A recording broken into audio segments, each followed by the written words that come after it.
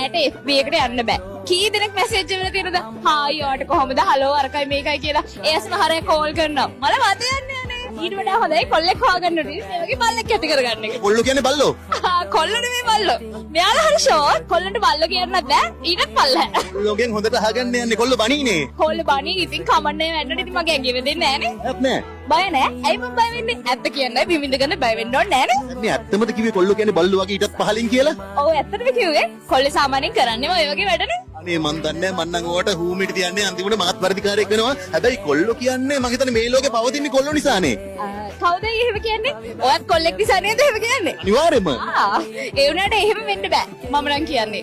කොල්ලෙක් පවතිනදත් කෙල්ලෙක් අනිවාර්යයෙන්ම ඉන්න ඕනේ. කියන්නේ ඔයා කියන්නේ කෙල්ලෙක් නැතුව කෙල්ලෙක් ළඟ නැතුව කොල්ලෙක්ට ජීවත් වෙන්නත් බැයිද? පිරිමි කියන අය ගොඩ යන්නෙම අනිවාර්යයෙන්ම ගෑනු නිසා. එහෙම කියන්න බෑ මම පිළිගන්නෙත් නෑ මේ ලෝකේ කියන්නේ මේ ලංකාව කියන්නේ පීතෘ මූලික සමාජයක් නිසා කොල්ලොත් එක්ක ඔච්චර තරහ වෙන්නේ මොකක් හරි වැරද්දක් වෙලා නෑ නේද? මට නම් වැරදි කරන්න බෑ කොල්ලොන්ට.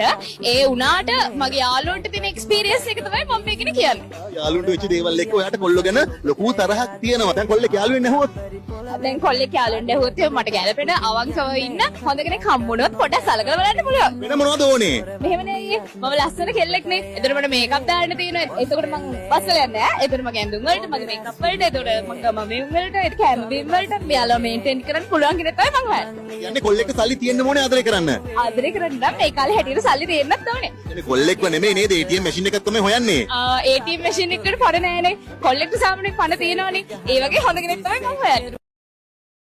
කොල්ලෝ කියන්නේ බල්ලෝ. බල්ලොන්ටත් වඩා පහළ තැනක කොල්ලෝ ඉන්නවා කියලා ප්‍රසිද්ධ රූපවාහිනී නාලිකාවක ලන්ච් ටයිම් ටීවී වැඩසටහනක තෙම් බාල වුණු මරි මොංගල් තෝන්තු හෝන්තුවාවක් අපායට ගහපු කැලෙන්ඩරේ වගේ වාචාලකට ඇද කර කර කියනවා. නූගත් කතා කියන ඒ කල්ලතෝනි වහන්තරා ගම් කබරිගෙන් මන් දැන් මේ අහන්නේ. කෙල්ලේ ඔබේ තාත්තත් කලක කොල්ලෙක් නේද? මීහරක් නූගත් කතා කියන කෙල්ලේ. එතකොට ඔබේ තාත්තත් බල්ලෙක් වෙනවාද? බල්ලෙක්ට දාව උප්පත්තිය ලැබුවොත් ඔබත් දැල්ලියෙක් වෙනවා නේද? බලු පරම්පරාවෙන් එන නිසාද බල්ලා හොඳයි කොල්ලා බල්ලට වඩා පහත් කියලා ඔබ කියන්නේ? ගම් කබරියේ මයික් එකක් ඉස්සරහින් ඇල්ලුවට පස්සේ පොල් ගෙඩියක් තරම් ලොකුවට තියෙන ඔය ඔලු කට්ට ඇතුලේ විදි ගෙඩියක් සයිස් එකට තියෙන පුංචි මොලෙන් සිතා බලනු. පිරිමියෙක් කියන්නේ ඔබේ තාත්තා, ඔබේ සහෝදරයා. පිරිමියෙක් නැතුව ගෑණියෙක්ට මේ ලෝකේ කරන්න පුළුවන් මගුලක් නැහැ. අපි හරි ඉන්ඩිපෙන්ඩන්ට්, අපි සල්ලි හම්බ කරනවා, අපිට පිරිමි ඕන නැහැ කියන ගෑනු ඉන්නව නේද? ඒ ගෑනුන්ට පිරිමියෙක් නැතුව ඉදි කට්ටට නූල දාගන්නවත් බෑ. හරි මොංගල් ගම් කබරියේ මේ වගේ මොංගල් කතා කියන වෙලාවෙත් ඔබට මයික් එක අල්ලගෙන ඉන්න පිරිමියෙක්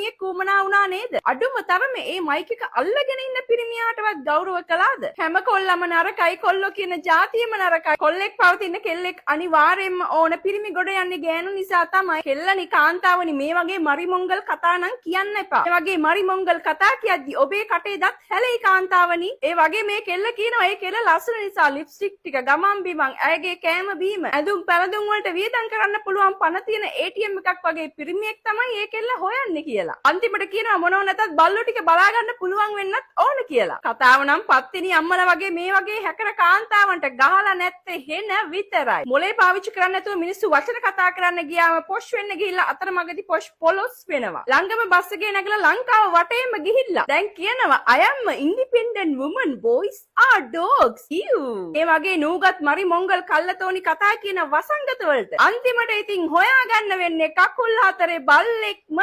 තමයි.